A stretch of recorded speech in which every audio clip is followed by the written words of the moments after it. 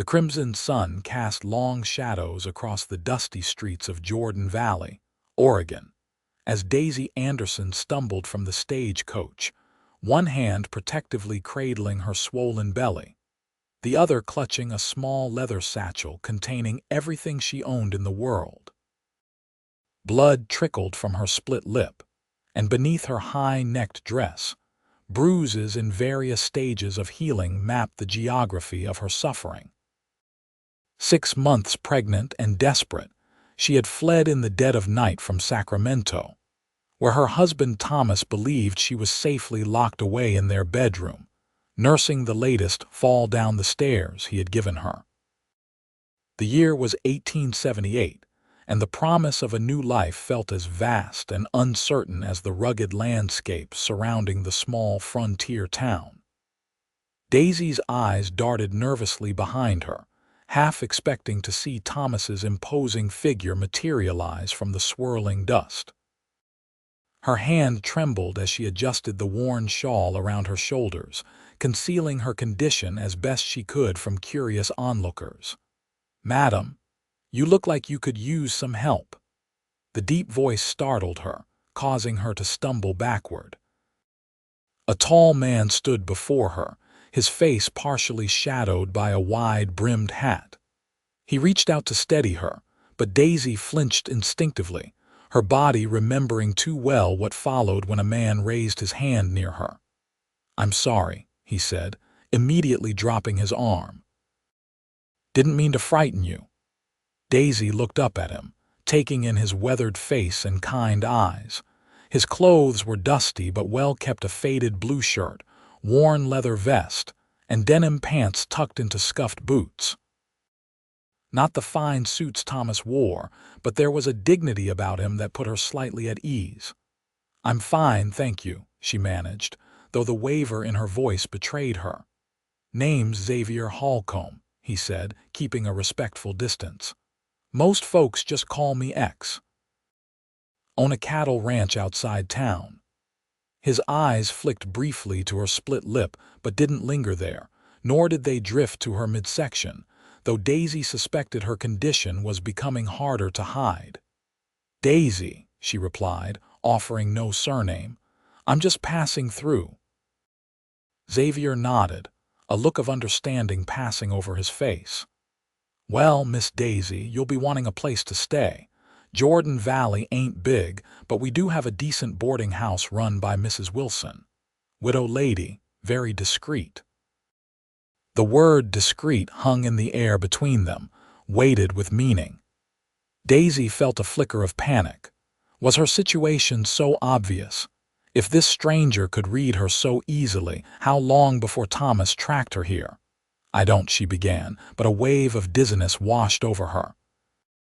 She hadn't eaten since yesterday morning, saving her meager funds for lodging. Xavier moved quickly but cautiously to support her elbow, making sure his touch was light and non-threatening. "Easy there. Let's get you somewhere you can sit down. The cafe's just across the way." Despite her better judgment, Daisy allowed him to guide her across the street. The late afternoon sun beat down mercilessly, and she knew she needed to rest before deciding her next move. The cafe was small but clean, with checkered cloths covering simple wooden tables. A bell chimed as they entered, and a plump woman with graying hair tied back in a severe bun looked up from behind the counter. "Xavier Holcomb, twice in one day. Must be my lucky afternoon," the woman said dryly, though her eyes softened as they landed on Daisy. "And who might this be?" "This is Miss Daisy," Xavier said, pulling out a chair for her. "Just arrived on the stage. Think she could use some of your stew, Martha." Martha nodded, her experienced eyes taking in Daisy's condition with one sweeping glance. "Coming right up. And some tea with honey for that lip." Daisy's hand flew to her mouth self-consciously. I can't afford." "Don't you worry about that," Xavier cut in gently. "Consider it a welcome to Jordan Valley." She wanted to refuse, to maintain what little independence she had left, but the baby inside her kicked as if in protest. For the child's sake, she nodded her acceptance. "Thank you," she said quietly. As Martha busied herself at the stove, Xavier sat across from Daisy, keeping his movements deliberate and slow. "Mind if I ask where you're headed?" Daisy stared at the worn tablecloth. "I don't know yet." "Somewhere safe." Xavier didn't press further, instead turning the conversation to neutral territory. "Well, you picked a good time to visit Oregon. Summer's in full bloom and the valley's at its prettiest. My ranch sits against the foothills' best grazing land in the county." Daisy listened, grateful for the chance to gather her thoughts. The door to the cafe opened, and a tall, barrel-chested man with a sheriff's badge pinned to his vest entered. Daisy tensed immediately. "Afternoon, X," the lawman said, nodding to Xavier before his gaze settled on Daisy. "Madam." "Sheriff Blackburn," Xavier greeted him. "This is Miss Daisy, just arrived from California." Daisy's heart raced. She hadn't told Xavier where she'd come from. Reading her alarm, Xavier added, "Saw the Sacramento stamp on your valise." The sheriff tipped his hat. "Welcome to Jordan Valley. Hope you enjoy your stay." His eyes lingered on her injured lip for a moment too long, but he said nothing about it. "X, when you have a minute, need to talk to you about that business with the Watson property." "I'll stop by your office tomorrow," Xavier promised. After the sheriff departed, Martha brought over a steaming bowl of stew and a cup of tea. "Eat up, dear. You look like you need it." The food was simple but delicious, and Daisy realized how hungry she was. Xavier watched her with an expression she couldn't quite read. "Sheriff seems to know you well," she ventured between bites. Xavier nodded. "Small town. Everyone knows everyone. Been friends with Ben Blackburn since we were boys." He hesitated.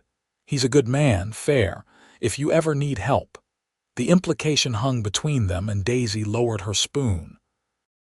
"Mr. Holcomb, I appreciate your kindness, but I don't need charity or interference." Xavier leaned forward, his voice dropping. "Forgive me for being forward, madam, but I recognize the look in your eyes. My sister had that same look before she finally left her husband." He glanced at Daisy's wedding ring, which she'd forgotten to remove. "Whoever he is, he won't find you here unless you want to be found." Tears sprang unbidden to Daisy's eyes. She blinked them away furiously, unwilling to break down in front of a stranger. "You don't understand. My husband. He has connections. Money. He'll never stop looking." "Maybe so," Xavier agreed. "But Jordan Valley's pretty far off the beaten path, and folks here look after their own." He paused. "Mrs. Wilson's boarding house is a good place, but if you're looking for somewhere more secluded, I've got a small cabin on my property. Used to be the foreman's place before he built his own. It's simple but clean and private." Daisy stared at him in disbelief. "Why would you help me? You don't even know me." Xavier's eyes crinkled slightly at the corners. "Let's just say I believe everyone deserves a second chance." The offer tempted Daisy more than she wanted to admit. A secluded cabin sounded perfect, somewhere to hide and prepare for the baby's arrival. But trusting a man she'd just met seemed reckless, regardless of how kind he appeared. "I couldn't impose," she said finally. "And I couldn't accept charity. I'd need to earn my keep somehow." Xavier nodded as if he'd expected this response. "My housekeeper just left to care for her ailing mother and boys. Could use someone to help with cooking and such." "Nothing strenuous, given your condition." Daisy flushed. "Is it that obvious?" "Only to someone who's paying attention," he replied gently. "And I doubt many folks in town will notice or care. Most are too busy with their own troubles." Martha returned to clear away Daisy's empty bowl. "You two figured out where this young lady's staying yet?"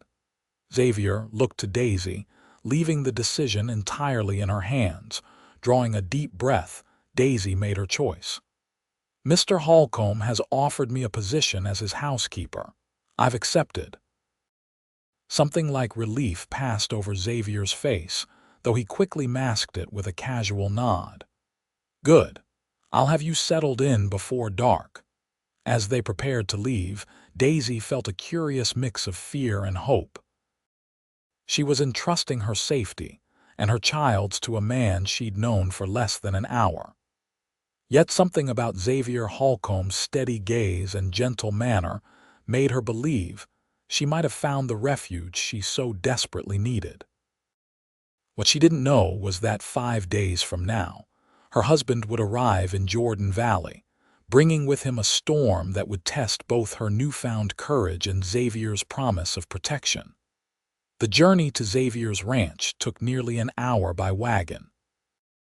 Daisy sat beside him on the bench seat, maintaining a careful distance.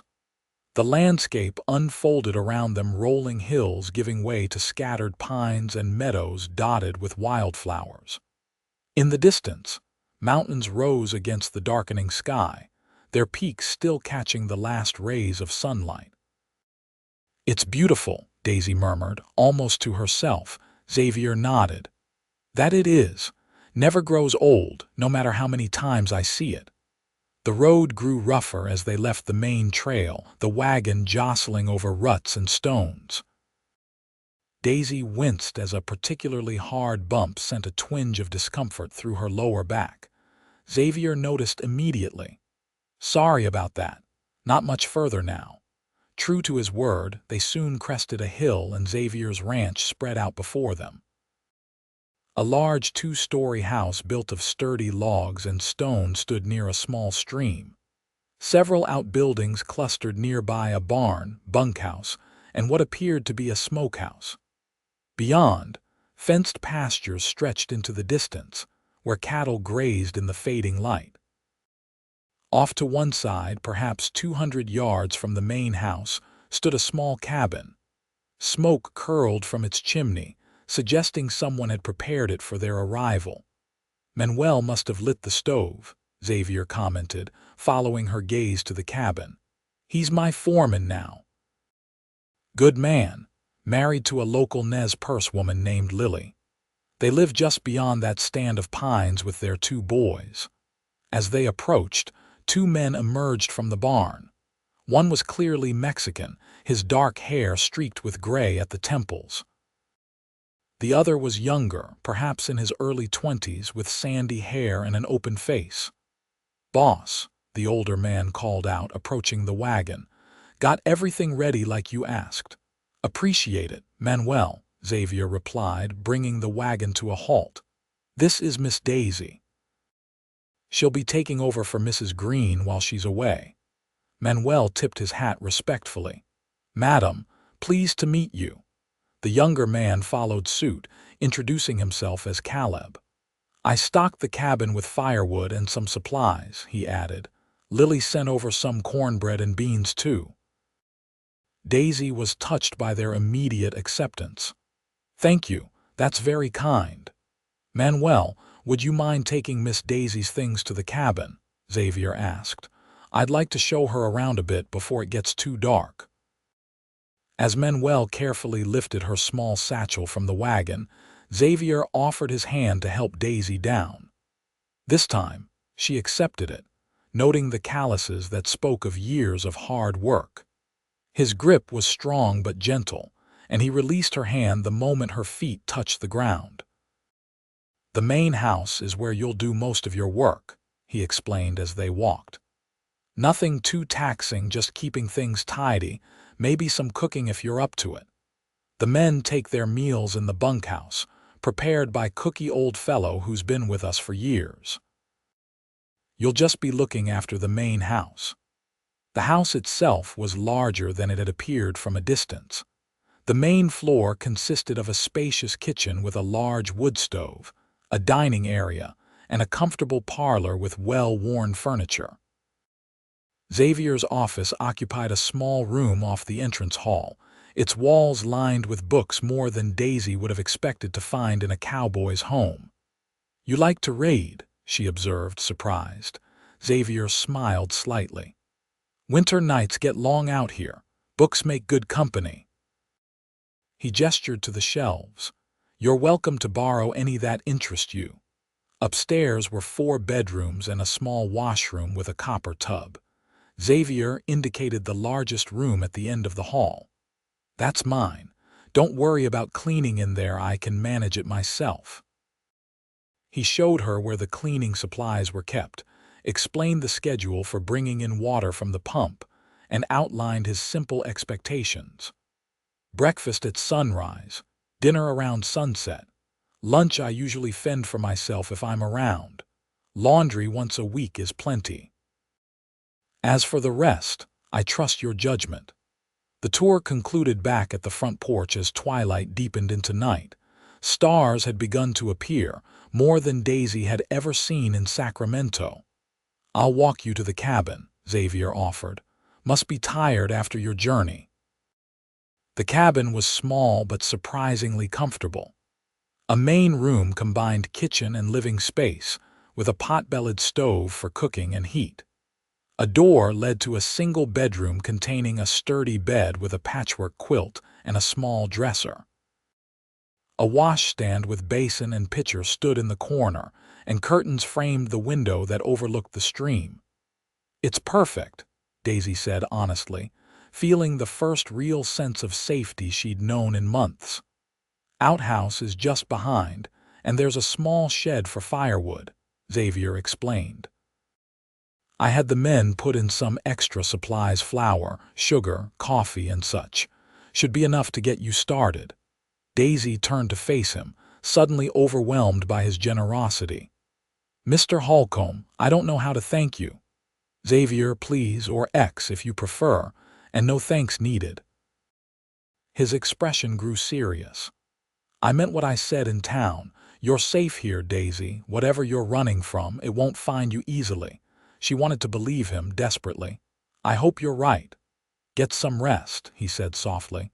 Tomorrow's soon enough to start working, and Daisy. He hesitated. If there's anything you need, anything at all, my door is always open. With that, he left her alone in the cabin. Daisy listened to his footsteps receding before moving to the window to watch his tall figure disappear into the darkness. Only then did she allow the tears she'd been holding back all day to fall freely. For the first time since discovering her pregnancy, 4 months ago, the development that had escalated Thomas's abuse from occasional to nearly constant, Daisy allowed herself to feel a flicker of hope. Perhaps here in this remote corner of Oregon, she might find not just a temporary hiding place, but a chance to build a new life for herself and her child. She placed a hand on her rounded belly, feeling the baby move beneath her palm. We'll be all right, she whispered. Somehow we'll be all right. That night, Daisy slept deeply for the first time in months, lulled by the soft gurgle of the stream outside her window and the absence of fear. The following days established a rhythm that brought unexpected comfort to Daisy's shattered nerves. She rose early, fixed herself a small breakfast, and made her way to the main house to begin her duties. Xavier was always up before her, usually returning from an early ride around his property as she arrived to start the coffee. Their mornings often began with quiet conversation over coffee and whatever simple meal Daisy prepared. She discovered Xavier was educated, having attended 2 years at a college back east before returning to Oregon to take over the ranch after his father's death. His knowledge of literature surprised her, as did his interest in her own limited education. My father believed girls should be taught more than just household skills, she explained one morning as she kneaded bread dough. He was a schoolteacher in Illinois before consumption took him when I was 14. And your mother? Xavier asked, watching her capable hands work the dough. Died when I was born, Daisy replied. I was raised by my father and aunt until he passed. Then my aunt arranged my marriage to Thomas. Her voice faltered slightly. She thought she was securing my future. Xavier didn't press for details about her husband, instead asking about her father's teaching and the books she had loved as a child. It was a gentle way of allowing her to share her past without touching the painful recent chapters. By the end of the first week, Daisy had transformed the main house. Dust had been banished from every surface, curtains washed and rehung, floors scrubbed to a shine. She took satisfaction in the work, finding it therapeutic to create order and cleanliness after the chaos of her marriage. The physical labor was tiring but manageable. She was careful not to overexert herself, mindful of the child growing within her. Xavier, too, seemed attuned to her condition, often stepping in to handle heavier tasks without making her feel incapable or fragile. "You've worked wonders with the place," he commented one evening as they sat on the porch after dinner. The setting sun painted the landscape in hues of gold and crimson, and a cool breeze offered relief from the day's heat. Mrs. Green never got it looking this good, even at her best. Daisy flushed at the praise. "I enjoy making things nice." Thomas always said, she stopped herself, unwilling to invite his memory into this peaceful moment. Xavier studied her profile in the fading light. "You don't have to protect him, you know, not here." "I'm not protecting him," Daisy replied quietly. "I'm protecting myself, remembering." "It makes it all too real again." Xavier nodded, understanding in his eyes. "Fair enough. Just know that whenever you're ready to talk about it, I'm here to listen." That night, returning to her cabin, Daisy realized something had shifted within her. For the first time since fleeing Sacramento, she had gone several hours without looking over her shoulder, without starting at unexpected sounds. The constant knot of fear in her stomach had loosened, if only slightly. It was this newfound sense of security that made the events of the next day all the more devastating. Daisy had walked into town to purchase sewing supplies, intending to mend some of Xavier's shirts that she'd noticed needed attention. Jordan Valley was small but well supplied, with a general store, blacksmith, 2 saloons, the cafe where she'd first talked with Xavier, a small church, and various other businesses catering to the surrounding ranches and farms. Mrs. Wilson, the boarding house proprietor, had spotted her entering the general store and insisted on introducing her to several local women. Though initially uncomfortable with the attention, Daisy found herself warming to their friendly curiosity. She was careful with her story, telling them only that she was a widow working as Xavier Holcomb's housekeeper until her baby arrived. "Mr. Holcomb's a good man," the blacksmith's wife assured her. "Honest and fair, unlike some ranchers hereabouts. You're fortunate to have found a position with him." Daisy murmured her agreement, surprised by the warmth that spread through her at hearing Xavier praised. She was selecting buttons for a shirt when the store's bell jangled, and Sheriff Blackburn entered. "Miss Daisy," he greeted her, tipping his hat. "Settling in all right at X's place?" "Very well, thank you," she replied, noting his serious expression. "Is something wrong, Sheriff?" He glanced around the store, which had several other customers browsing the merchandise. "Might have a word with you outside, madam." Daisy's heart began to pound, but she nodded, paid for her purchases, and followed the sheriff onto the boardwalk. "Got a telegraph today," Blackburn said without preamble once they were alone. "Man named Thomas Anderson asking if a woman matching your description has been seen in these parts. Says his wife ran off, taking family valuables with her." The blood drained from Daisy's face. "He's lying. I took nothing but my own clothes and a locket that belonged to my mother." The sheriff studied her carefully. "I figured as much. Man didn't sound too concerned about your welfare or the baby's, just the supposed stolen property." He paused. "Your name is Anderson, then?" Daisy nodded, trembling slightly. "Has he? Did he say he was coming here?" "Didn't indicate such, but I wouldn't put it past him." Blackburn's expression softened. Miss Daisy, Mrs. Anderson, I don't know exactly what you're running from, but I can make an educated guess from that healing lip and the fear in your eyes. Just want you to know, I've no intention of confirming your presence here to anyone inquiring from California. Relief washed over her. Thank you, Sheriff. That said, he continued, I'd advise you to be cautious. Men like that, men who hurt women, they don't like losing what they consider their property. And Jordan Valley ain't big enough to hide in forever. What should I do? Daisy asked, hating the tremor in her voice. For now, head back to X's place and tell him what's happened. He'll know how to handle it. The sheriff adjusted his gun belt. And Mrs. Anderson, if your husband does show up here, you come to me right away. I won't let any harm come to you in my town. The walk back to the ranch seemed endless. Every rustle in the brush, every distant hoof beat sent Daisy's heart racing. By the time she reached the turnoff to Xavier's property, she was nearly running despite her pregnant state. Xavier was in the corral, working with a young horse when she approached. One look at her face had him vaulting over the fence and striding toward her, concern etching his features. What happened? He demanded, scanning the road behind her as if expecting pursuit. Breathlessly, Daisy relayed her conversation with the sheriff. Xavier's expression darkened as she spoke, his jaw tightening visibly. He won't touch you, he said when she'd finished, the words carrying the weight of a solemn vow. Not here, not ever again. He led her to the house, where he poured her a glass of cool water and insisted she sit. Tell me about him, he said. I need to know what we're dealing with.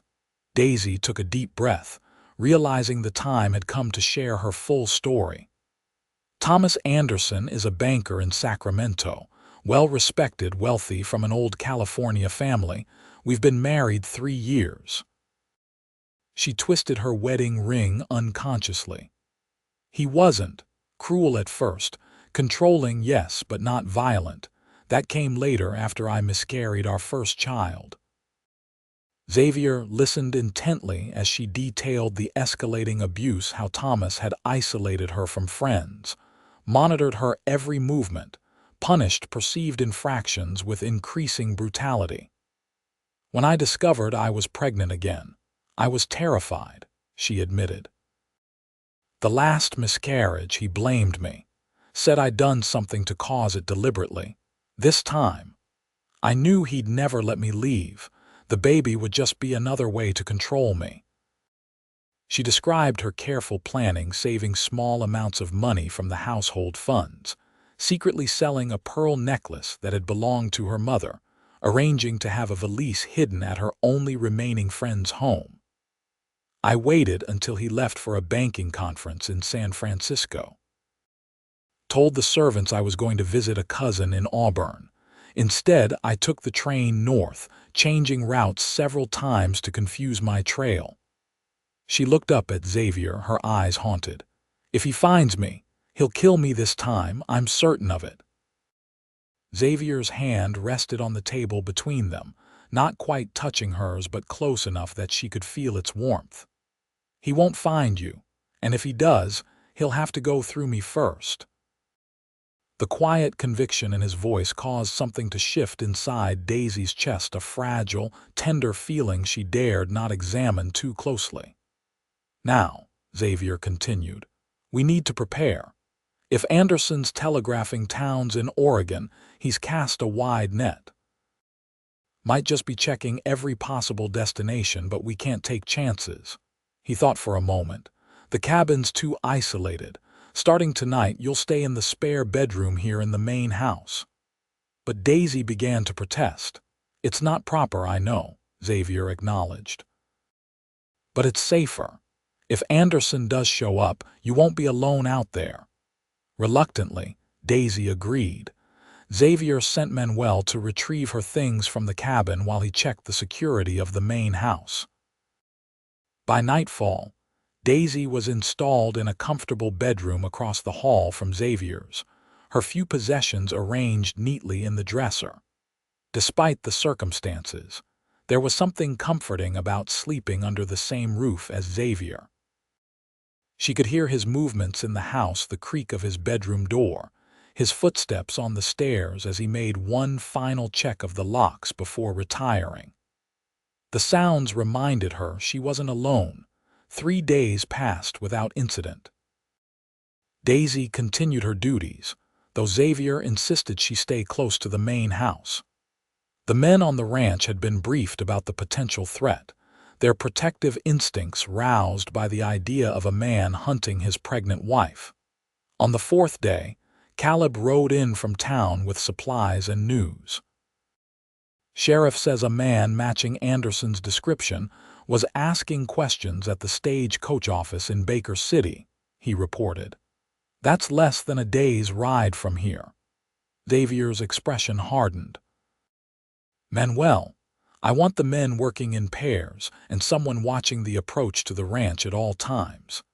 Caleb, ride out to the line shacks and make sure everyone's armed and alert. That night, Xavier cleaned his Winchester repeating rifle at the kitchen table while Daisy nervously sewed. I'm sorry to bring this trouble to your door, she said softly. Xavier looked up, his hands steady as they reassembled the weapon. You didn't bring trouble, Daisy. That bastard husband of yours did, and I meant what I said. He won't lay a hand on you here. She studied his face in the lamplight, seeing the determination written there. Why do you care so much about what happens to me? I'm just your housekeeper. Xavier set the rifle aside, his eyes meeting hers across the table. Is that what you think? That you're just someone who cooks and cleans? He shook his head slowly. Daisy, from the moment I saw you step off that stagecoach, I knew you were someone worth protecting, worth knowing, worth. He trailed off, seeming to catch himself. Worth what? She whispered, her heart beating faster. Before he could answer, the sound of approaching hooves broke the silence of the night. Xavier was on his feet instantly, rifle in hand.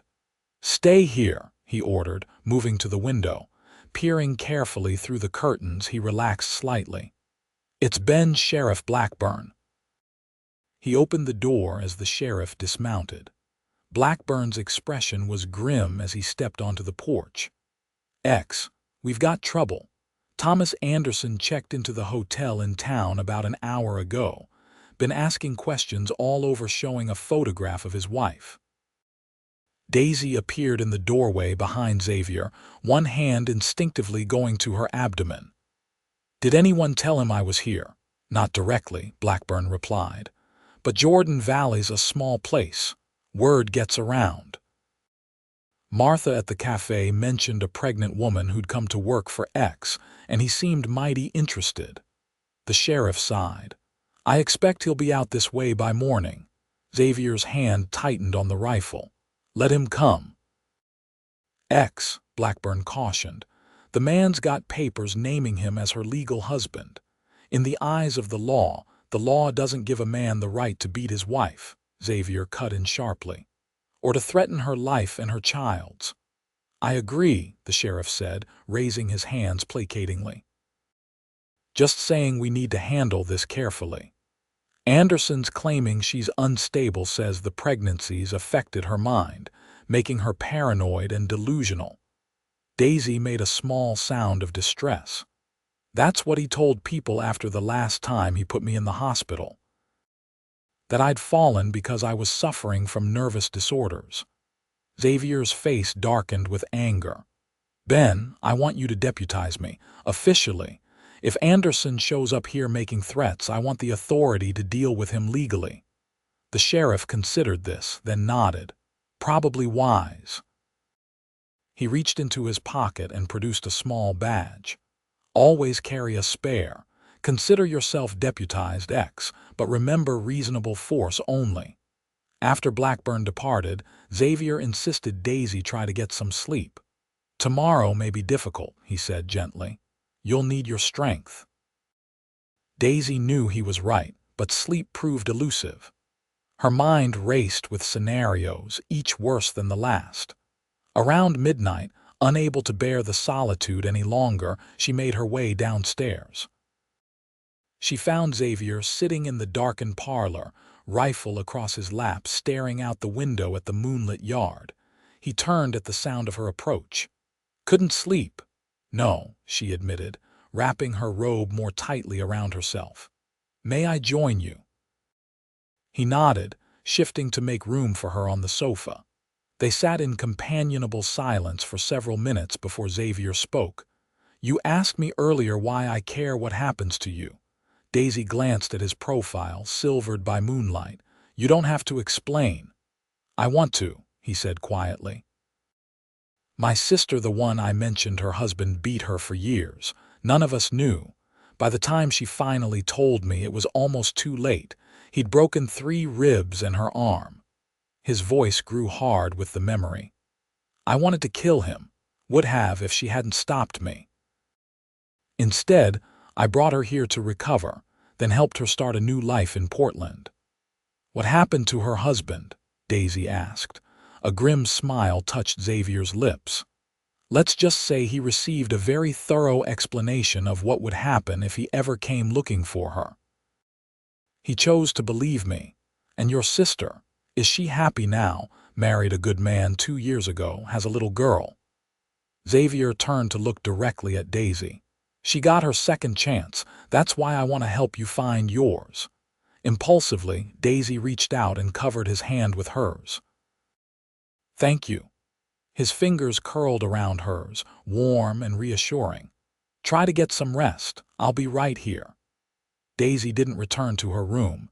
Instead, she leaned her head against Xavier's shoulder and eventually drifted into a fitful sleep, comforted by his solid presence beside her. Dawn broke with a gentle rain falling across the valley. Daisy awakened to find herself still on the sofa, now covered with a woolen blanket. Xavier was in the kitchen, the smell of coffee and bacon filling the house.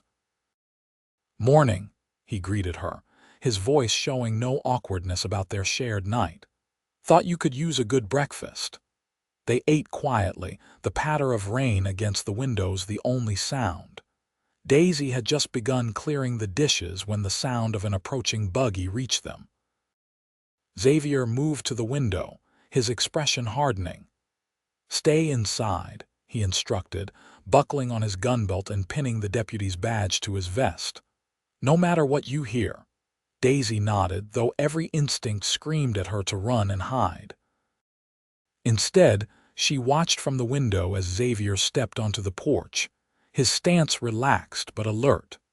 The buggy pulled up in the yard, and a well-dressed man stepped down, opening an umbrella against the rain. Even from a distance, Daisy recognized the imperious bearing, the perfectly tailored suit, the silver-headed cane that had left so many bruises on her body. Thomas Anderson had found her. "Can I help you?" Xavier's voice carried clearly through the partially open window. "I believe you can," Thomas replied smoothly. "I'm looking for my wife, Daisy Anderson. I have reason to believe she sought employment here." "What makes you think that?" Xavier asked, his tone neutral. Thomas smiled thinly. "Several people in town were quite helpful, particularly a charming cafe owner who mentioned a pregnant young woman recently arrived from California." He twirled his cane idly. "My wife is in a delicate condition, both physically and mentally. Her doctors advised complete rest, but she became confused, fled our home in a state of paranoia." "Sounds concerning," Xavier commented, "but I'm afraid I can't help you." Thomas's smile faltered slightly. "I was told quite specifically that she's working as your housekeeper, Mr. Holcomb." "My housekeeper's name is Mrs. Green. She's currently visiting family in Boise." Thomas's patience visibly thinned. "Mr. Holcomb, I understand you may believe you're protecting a vulnerable woman, but I assure you, my wife requires specialized care that only I can provide." He reached into his coat and produced a folded document. "I have here a letter from her physician attesting to her condition. As her husband and legal guardian, I'm responsible for her welfare." Xavier didn't reach for the paper. Even if your wife was here, which I'm not saying she is, I'd need to hear from her directly that she wants to return with you." Thomas's facade of civility cracked. "She is my wife. She has no say in the matter." "That's where you're wrong, Anderson," Xavier replied, his hand moving to rest on his holstered revolver. "In Jordan Valley, women get to decide for themselves who they want to be with." "You have no right to interfere in my marital affairs," Thomas snapped, his face flushing with anger. "I demand to search your house immediately." "Not without a warrant," Xavier said calmly, tapping the deputy's badge on his chest. "And Sheriff Blackburn isn't likely to issue one based on your say-so." Thomas's eyes narrowed. "I see how it is. You've taken an interest in my wife beyond mere Christian charity." His voice dripped with contempt. "Did she tell you sob stories about mistreatment?" Poor deluded Daisy, always imagining slights and abuses that never occurred. Inside the house, Daisy trembled with a mixture of fear and rage. Thomas's ability to twist reality had always been his most powerful weapon against her. "I know what a man who beats his pregnant wife looks like," Xavier stated flatly. "I'm looking at one right now." Thomas's hand tightened on his cane. "You're making a grave mistake, Holcomb. I have friends in the territorial government, connections your provincial sheriff can't begin to imagine." "Maybe so," Xavier acknowledged. "But they're not here right now, and I am. So I suggest you get back in your buggy and return to town. When your wife wants to see you, she knows where to find you." For a tense moment, Daisy thought Thomas might attack Xavier. Instead, he took a step backward, his expression calculating. "This isn't over, not by a long measure."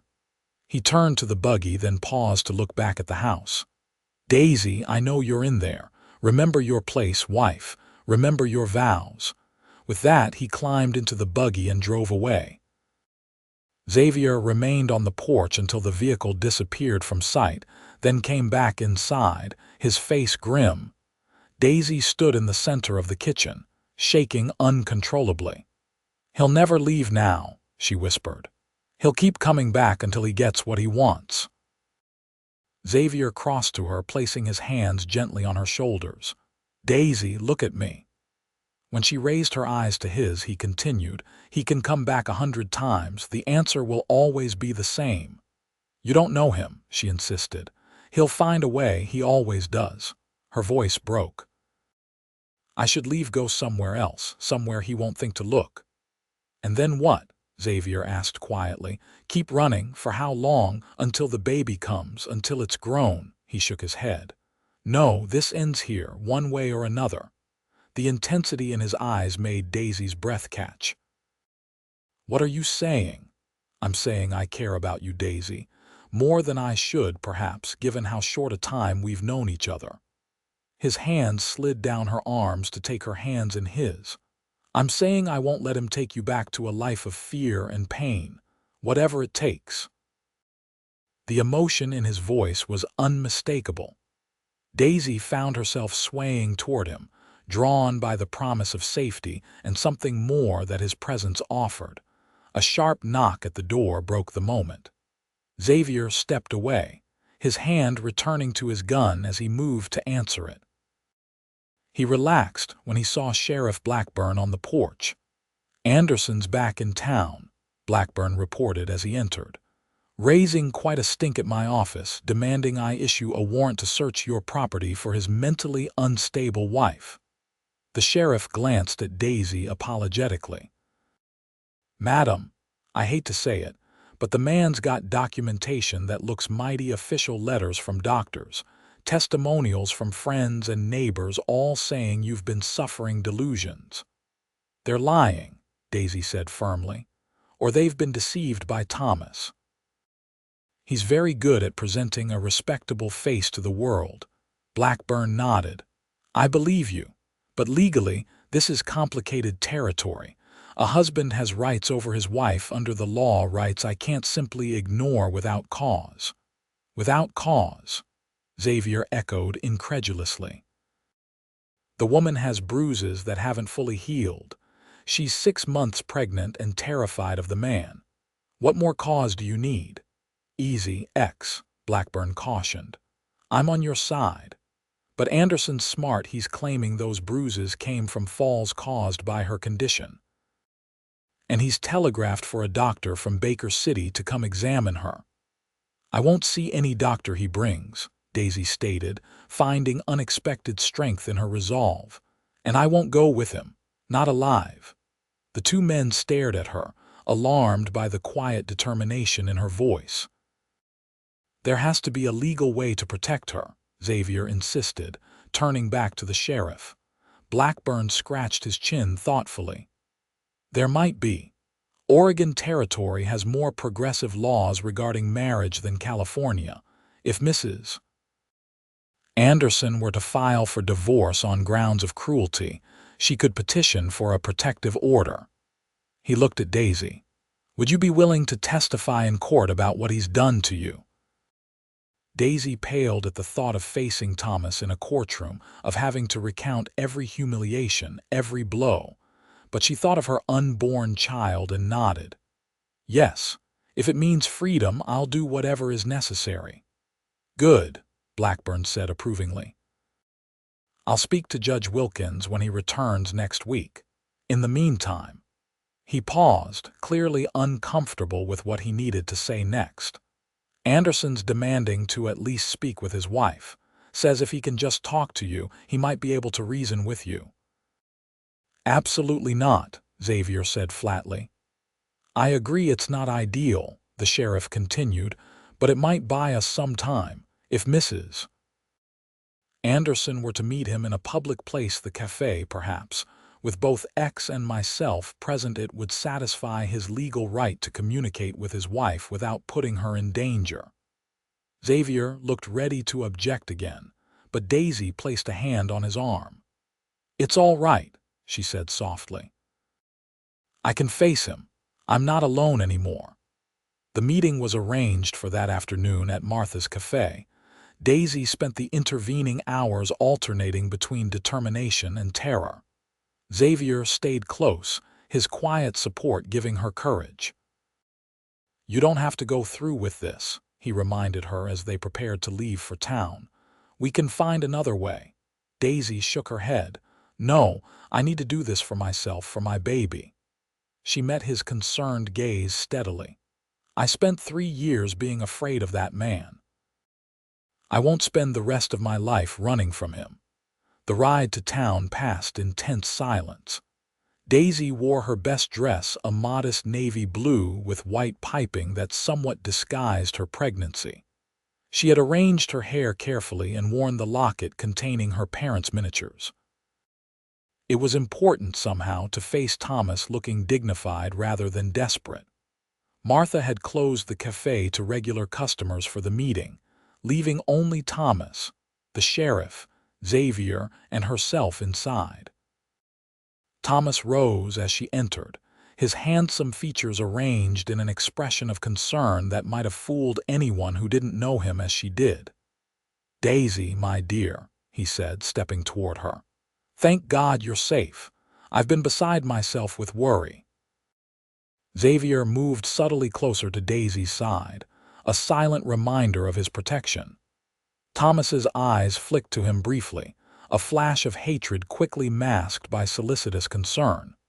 Please, sit down, Thomas continued, gesturing to a chair. You shouldn't be on your feet in your condition. Daisy remained standing. What do you want, Thomas? His smile faltered slightly at her direct approach. Why, to take you home, of course, where you belong, where our child belongs. I am never going back to Sacramento with you, Daisy stated clearly. Never.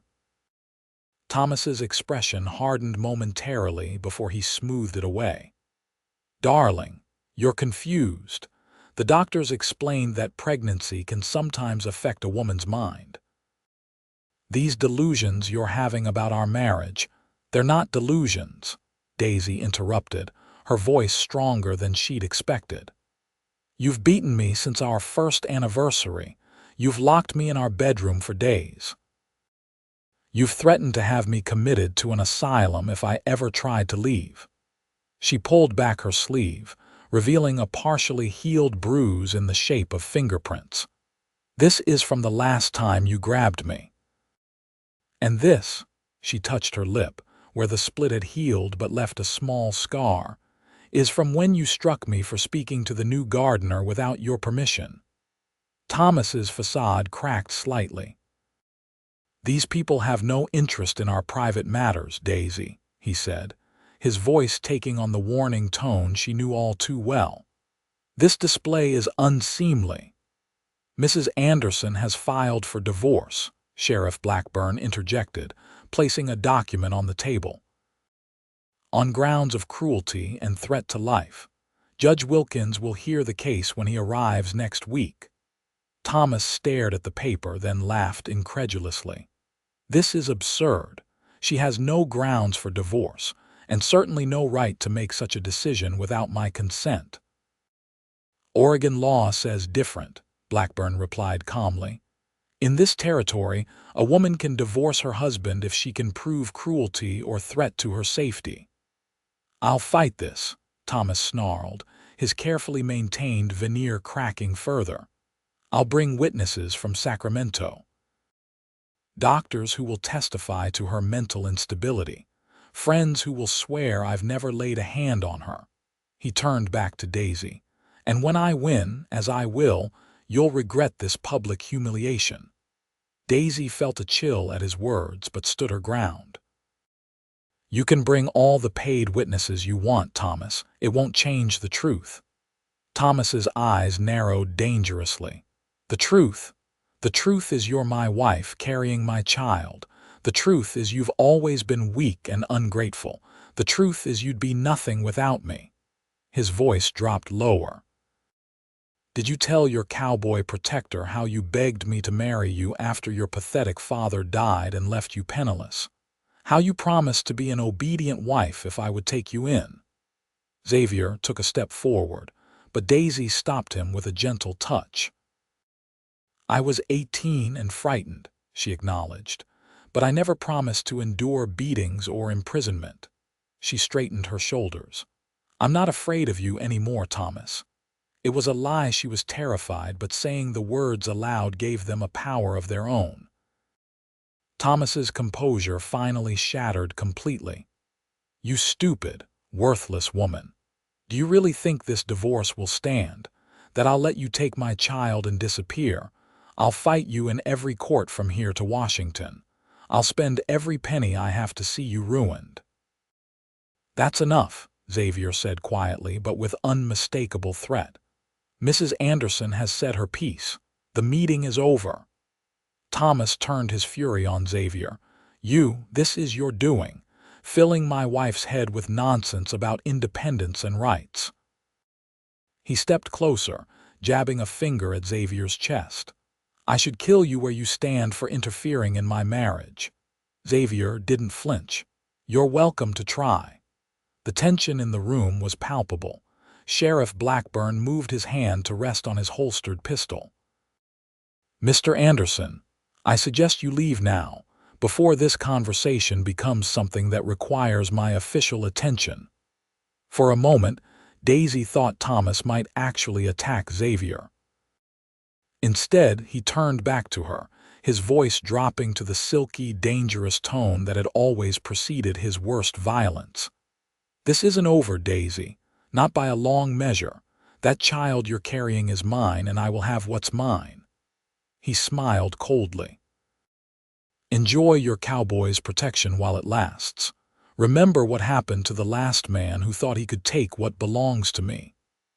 With that cryptic threat hanging in the air, Thomas collected his hat and walked out of the cafe, his back rigid with fury. As the door closed behind him, Daisy's knees gave way.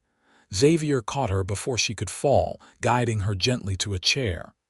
"You did well," he murmured, crouching beside her. "So very well." Blackburn frowned thoughtfully. What did he mean about the last man? Daisy's hands trembled as she accepted the glass of water Martha brought over. "Before we were married, There was a young man who showed interest in me, a clerk at my father's school.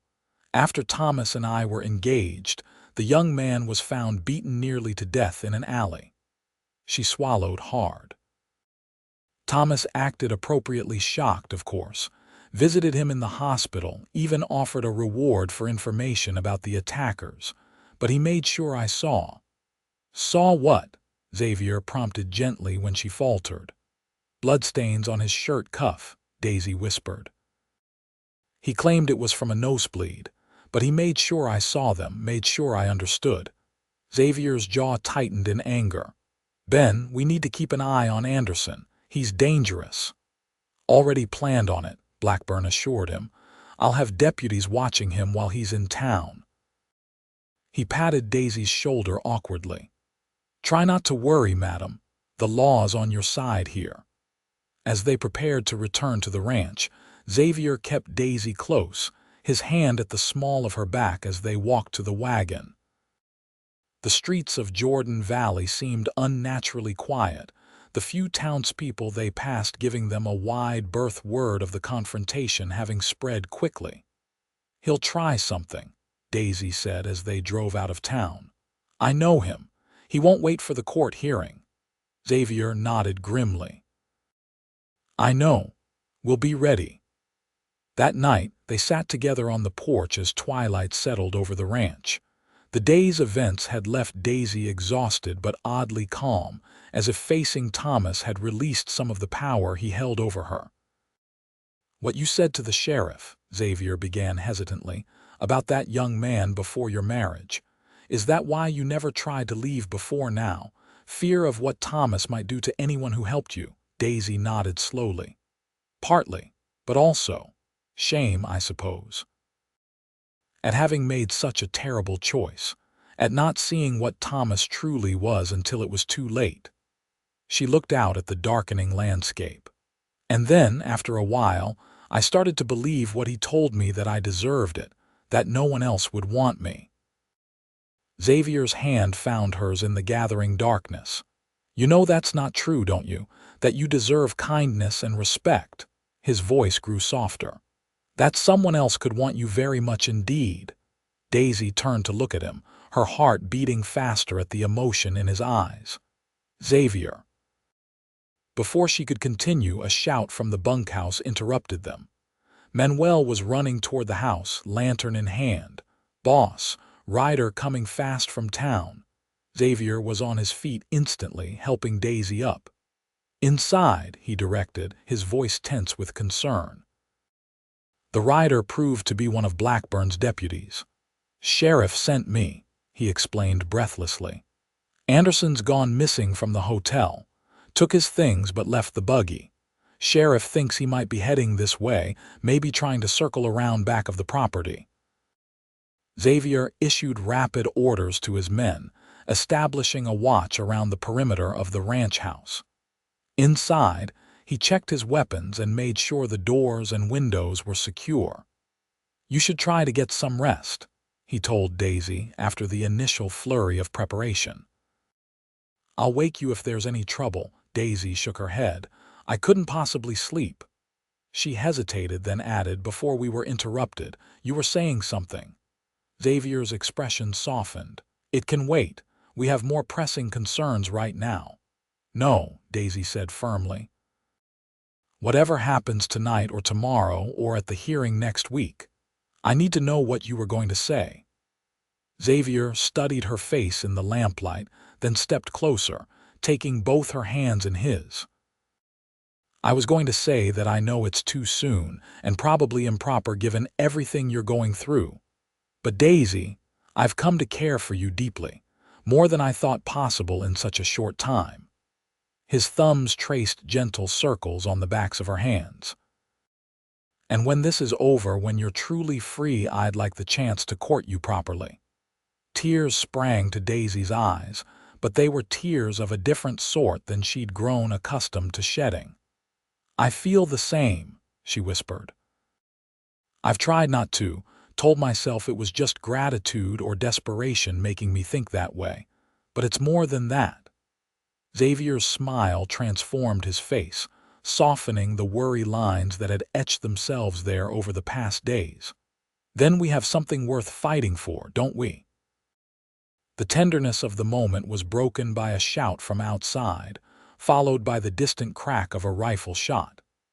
Xavier was moving instantly, grabbing his Winchester from beside the door. "Stay in the center of the house," he instructed, his voice shifting from gentle to commanding in an instant. "Away from the windows." More shots rang out, this time closer to the house. Daisy could hear Xavier's men returning fire from their positions around the property. Her heart pounded with terror, not for herself but for Xavier and the others risking their lives to protect her. Through the window, she could see muzzle flashes in the darkness beyond the yard. Thomas hadn't come alone. He must have hired men in town, perhaps disgruntled cowboys or drifters willing to do violence for pay. A crash from the back of the house sent her spinning around in alarm. The window in the kitchen had shattered, and a figure was climbing through, silhouetted against the moonlight outside. Thomas. He straightened, seeing her frozen in the doorway between the kitchen and the parlor. "There you are," he said, his voice eerily calm as he stepped over the broken glass. "Time to come home, Daisy." She backed away, looking desperately for a weapon. "Thomas, stop this madness. People are getting hurt." He advanced toward her, brushing glass from his expensive suit. "The only madness is your continued defiance. Did you really think I'd allow you to humiliate me with a divorce? To take my child and give it my name while living as another man's whore?" Daisy continued retreating until her back hit the wall beside the fireplace. Her hand found the iron poker leaning against the hearth. "Stay back," she warned, raising it before her. Thomas laughed, the sound sending chills down her spine. "Still playing at bravery? We both know you don't have it in you to fight me, Daisy. You never have." He moved closer, reaching for her. "Now put that down before you hurt yourself." Instead, Daisy swung the poker with all her strength, striking his outstretched arm. Thomas howled in pain and surprise, momentarily staggered. "You'll regret that," he snarled, lunging forward and knocking the poker from her hand. His fingers closed around her throat, squeezing. "I was going to be merciful, take you home, keep this unfortunate episode private. But now—" Daisy struggled against his grip, clawing at his hands as black spots danced in her vision. The baby kicked frantically within her, as if sensing her distress. The front door burst open and Xavier appeared, his rifle trained on Thomas. "Let her go, Anderson. Now." Thomas's grip only tightened, using Daisy as a shield. "Stay back, Holcomb, or I'll break her neck before you can pull that trigger." Xavier's expression was deadly calm. "You'll be dead before she hits the floor." Something in his voice must have convinced Thomas of his sincerity, because his grip loosened slightly. Daisy gasped for breath, her vision clearing enough to see Xavier advancing cautiously into the room. "It's over, Anderson," Xavier said evenly. "Your hired guns are either dead or running. Sheriff's on his way with reinforcements. Let Daisy go, and maybe you'll live to see a courtroom." Thomas's arm snaked around Daisy's waist, dragging her back against his chest. His other hand disappeared into his jacket, emerging with a small Derringer pistol that he pressed to her temple. "Drop the rifle," he ordered Xavier. "Or pregnant or not, I'll put a bullet in her head." Xavier hesitated, his eyes meeting Daisy's over the barrel of his Winchester. She could see him calculating, trying to find a way to end this without risking her life. "Do what he says," she whispered, a plan forming in her mind. "Please, Xavier." Reluctantly, Xavier lowered his rifle to the floor. "There, now let her go." Thomas smiled coldly, the Derringer still pressed against Daisy's head. "I don't think so. We're going to walk out of here together, my wife and I. My men will be taking us back to Sacramento, where Daisy will receive the care she so desperately needs." As he spoke, Daisy felt the baby shift within her. Inspiration struck. She moaned suddenly, doubling over as much as Thomas's grip would allow. "The baby," she gasped. "Something's wrong with the baby." Thomas's grip loosened slightly in confusion. "What? Stop this nonsense." Daisy clutched her abdomen, making her body go limp against him. "It hurts. I think something's torn inside." She allowed her knees to buckle, forcing Thomas to either support her weight or let her fall. Instinctively, he adjusted his hold, momentarily pulling the derringer away from her head to better grip her with both hands. It was all the opening Xavier needed. He launched himself forward, tackling Thomas and sending the three of them crashing to the floor. Daisy rolled away as the two men grappled for control of the derringer. A shot rang out, deafeningly loud in the confined space of the parlor. For one terrible moment, Daisy thought Xavier had been hit. Then Thomas made a strange gurgling sound, his body going slack. The derringer had discharged against his own chest at point-blank range. Xavier scrambled backward, breathing hard as he stared at Thomas's still form. Blood spread across the banker's fine white shirt, turning it crimson in the lamplight. "Daisy," Xavier gasped, turning to her. "Are you hurt?" "The baby. We're fine," she assured him, though her hands trembled violently as she pulled herself to her feet. It was a ruse to make him loosen his grip. Xavier's face filled with relief, then concern as he glanced back at Thomas. "I need to check him." He knelt beside the fallen man, pressing 2 fingers to his neck. After a moment, Xavier shook his head. "He's gone." Daisy felt nothing, no grief, no relief, not even fear. Just a strange numbness as she stared at the body of the man who had dominated her life for 3 years. The front door burst open again and Sheriff Blackburn entered, pistol drawn. He took in the scene with one sweeping glance. "Everyone all right?" Xavier nodded, moving to Daisy's side. "Anderson's dead, pulled a derringer and in the struggle." He left the explanation unfinished. Blackburn holstered his weapon with a sigh. "Damn fool, coming out here with a handful of hired guns against a ranch full of armed cowboys." He looked at Daisy sympathetically. "I'm sorry you had to see this, madam, but it's over now, truly over." Daisy nodded mutely, allowing Xavier to guide her to a chair far from Thomas's body.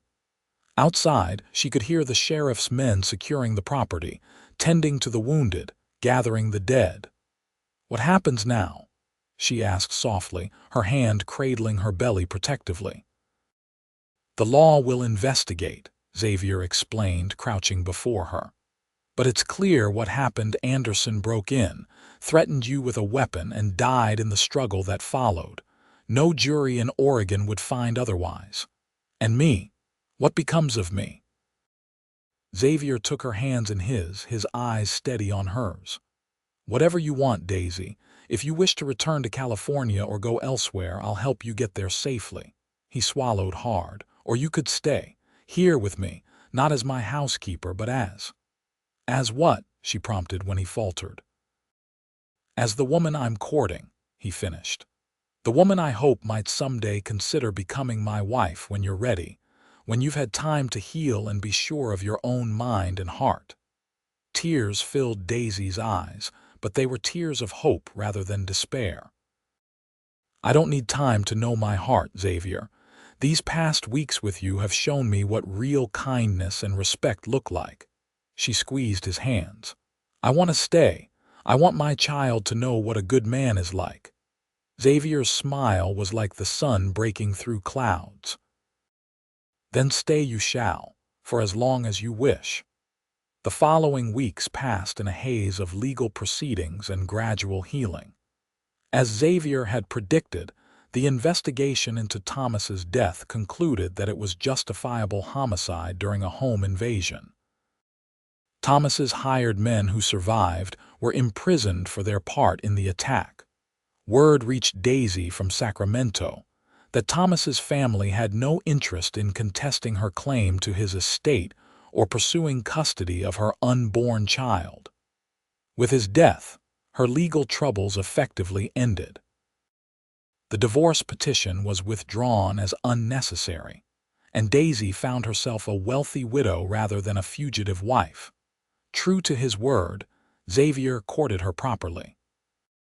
Though they lived under the same roof, Daisy continuing as housekeeper in name, only he treated her with unfailing respect, never presuming upon their growing feelings.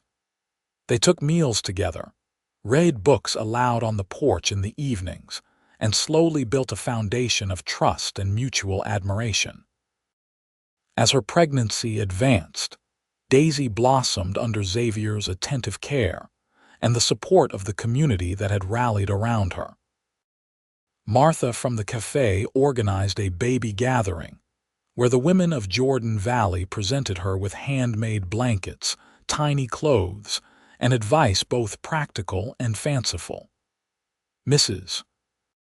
Wilson from the boarding house became a surrogate mother figure, teaching Daisy what to expect during childbirth and the early days of motherhood.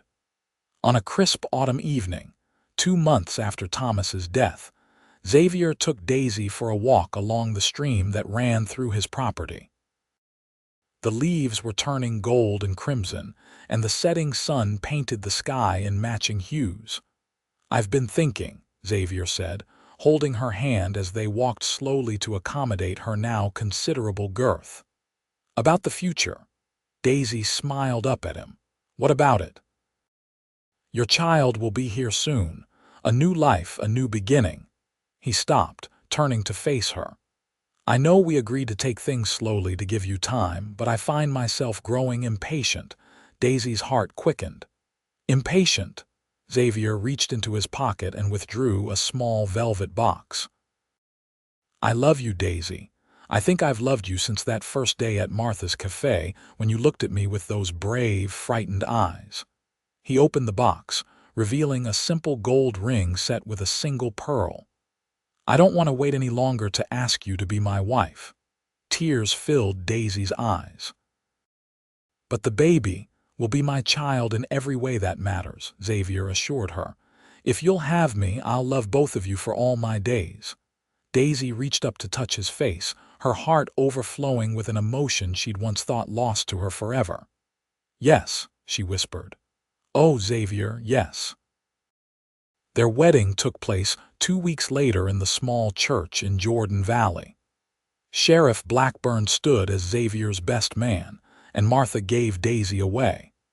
The entire town turned out for the ceremony and the celebration that followed, embracing Daisy as one of their own. Just before Christmas, as snow blanketed the valley in pristine white, Daisy went into labor. Xavier paced anxiously outside the bedroom door as Mrs. Wilson and the local midwife attended to her. After hours of labor, a lusty cry announced the arrival of a healthy baby boy. "Come meet your son," Mrs. Wilson called to Xavier, who entered the room with trepidation that quickly gave way to wonder. Daisy lay propped against the pillows, exhausted but radiant, cradling a small bundle wrapped in one of the blankets from the baby gathering. She looked up as Xavier approached, her face glowing with love and pride. "Would you like to hold him?" she asked softly. Xavier sat carefully on the edge of the bed and accepted the tiny bundle.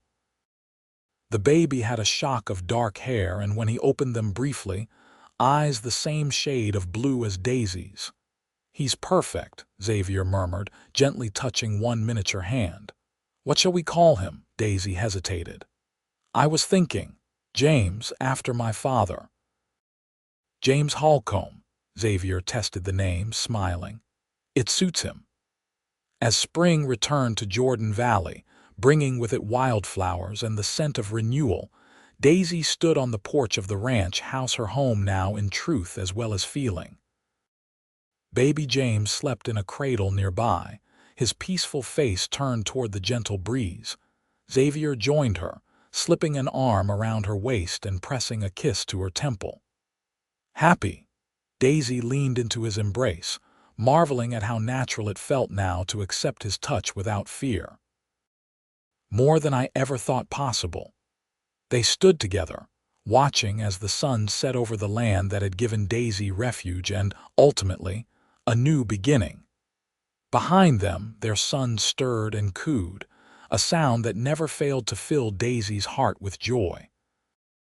"I was so afraid when I stepped off that stage coach," she mused, certain that I was just postponing the inevitable, that Thomas would find me and drag me back to a life of fear and pain. "And now," Xavier prompted. Daisy turned in his arms, rising on tiptoe to kiss him softly. "Now I know that running away that day wasn't an end. It was a beginning, the beginning of everything that matters." Xavier's arms tightened around her, careful of her still healing body. "I'm the luckiest man in Oregon to have found you." "We found each other," Daisy corrected gently. "And in finding each other, we both found home." As twilight deepened into night, Xavier built a fire in the hearth while Daisy settled into a rocking chair with James at her breast. Outside, the sounds of the ranch settling for the night created a soothing backdrop to their domestic peace horses nickering in the barn, cowboys singing softly around the bunkhouse fire, the distant lowing of cattle. Xavier joined her, sitting on the floor beside her chair and resting his head against her knee. "I've been thinking," he said, his voice thoughtful. "A dangerous pastime," Daisy teased, running her free hand through his hair. He chuckled. "Perhaps, but I was thinking about expanding the ranch.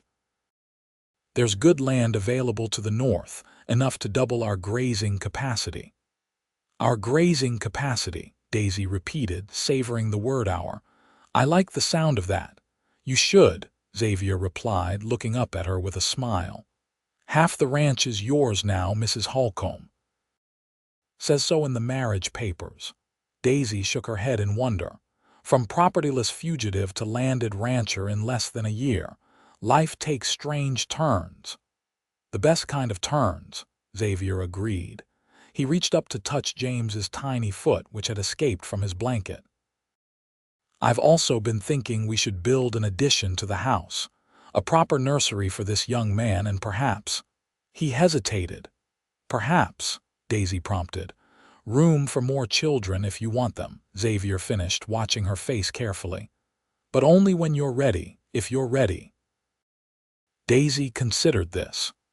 The birth of James had been difficult but healing in its way, reclaiming her body for the miracle of creation, rather than the target of violence. It had been under Thomas's hand. The idea of having a child with Xavier, a child born of love rather than obligation, held a powerful appeal. "I think I would like that," she said softly.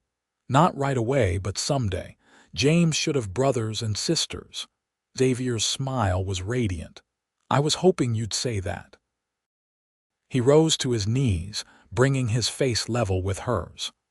"I want to build a legacy with you, Daisy.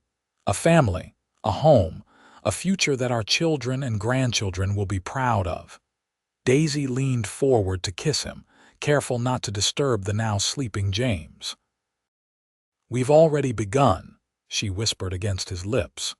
2 years passed, years of growth and healing for both the ranch and its inhabitants. Under Xavier and Daisy's joint management, the Holcomb Ranch prospered. The additional land Xavier had acquired proved ideal for breeding the sturdier cattle he favored, and their reputation for quality stock spread throughout Oregon territory. James grew from infant to toddler, a sturdy, curious boy with his mother's blue eyes and his adoptive father's determined nature. He followed Xavier everywhere, perched proudly on his shoulders or trotting at his heels as he went about his daily tasks. Daisy's transformation was equally remarkable. Gone was the frightened, beaten woman who had stumbled from the stagecoach. In her place stood a confident ranch mistress, respected by the hands and admired in town. She kept her promise to herself. using part of Thomas's estate to establish a small fund for women fleeing difficult situations, managed discreetly by Mrs. Wilson at the boarding house, providing temporary shelter and new beginnings for others as she had been given. On a warm summer evening, as they celebrated James's second birthday with a small gathering of their closest friends from town and the ranch, Xavier found Daisy standing alone on the porch, watching the sunset with a pensive expression. "Penny for your thoughts," he said, coming to stand beside her. Daisy smiled, leaning into him as his arm circled her waist. "I was thinking about beginnings and endings. How sometimes what seems like the end of everything is actually the doorway to something better." Xavier nodded, understanding immediately. "You're thinking about the day you arrived here." "Yes," Daisy admitted, "and about Thomas, about how terrified I was and how certain I was that I would never feel safe or happy again." She turned to face him, taking both his hands in hers. "I have something to tell you." Xavier's expression grew concerned. "Is everything all right?" In answer, Daisy guided one of his hands to her abdomen, still flat but harboring a precious secret. "Everything is wonderful. We're going to have another baby, Xavier. Our baby." Joy transformed his face as he processed her words. "Truly? You're certain?" Daisy nodded, her eyes shining. "Dr. Phillips confirmed it yesterday when I was in town, due in early spring." Xavier swept her into a careful embrace, lifting her feet off the ground as he spun them in a circle of pure happiness. "A baby! Oh, Daisy, that's the most wonderful news." From the doorway came a small voice. "Papa! Mama!" James stood watching them, his face smeared with cake, curiosity bright in his eyes. Xavier set Daisy down and beckoned to their son. "Come here, partner. Your mama and I have exciting news." As James toddled to them, Xavier scooped him up and settled him between them in a family embrace. "You're going to be a big brother," he explained, his voice gentle. "There's a baby growing in Mama's tummy, just like you were once." James's eyes widened as he looked from his father to his mother's still flat stomach. "Baby, in there," Daisy nodded, smoothing his dark hair. "That's right, sweetheart. A little brother or sister for you to help look after." James considered this new information solemnly before breaking into a wide grin. "I be good big brother," he declared firmly. "The very best," Xavier agreed, ruffling his hair.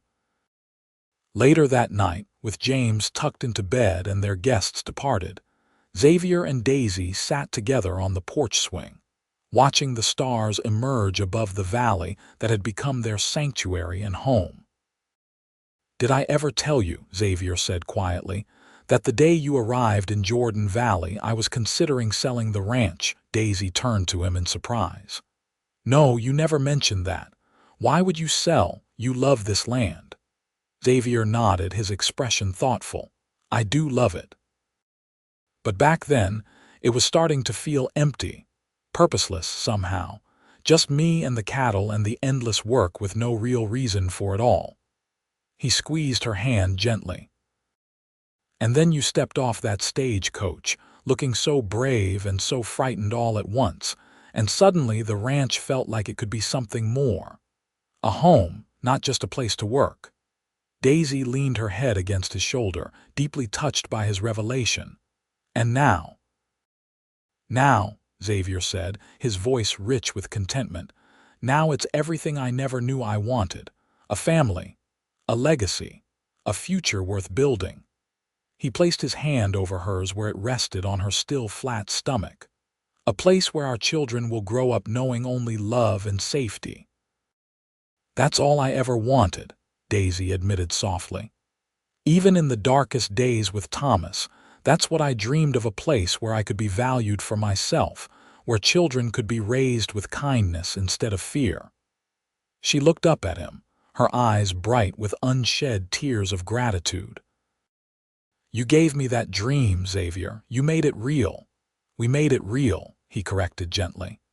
"Together." As darkness settled fully over Jordan Valley, they remained on the porch, the swing moving in gentle rhythm, their hands intertwined over the promise of new life. Behind them, their son slept peacefully in the house that had become a true home. Before them stretched the land that was their livelihood and legacy. And between them flowed the love that had given a frightened, pregnant fugitive the courage to believe in second chances, and a lonely rancher the family he'd almost stopped hoping for. In the spring, when wildflowers once again carpeted the valley, and new calves wobbled alongside their mothers in the pastures, Daisy gave birth to a daughter they named Elizabeth, after Xavier's mother.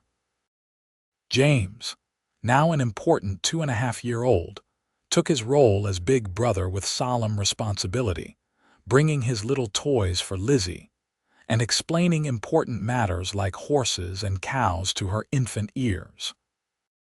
The years that followed brought more children, another son 2 years after Elizabeth, and twin girls 3 years after that, completing the family that filled the expanded ranch house with laughter, occasional tears, and the controlled chaos of a loving home.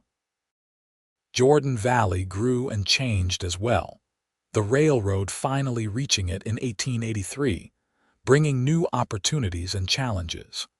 Through it all, the Holcomb Ranch remained a cornerstone of the community, known for its hospitality as well as its fine cattle.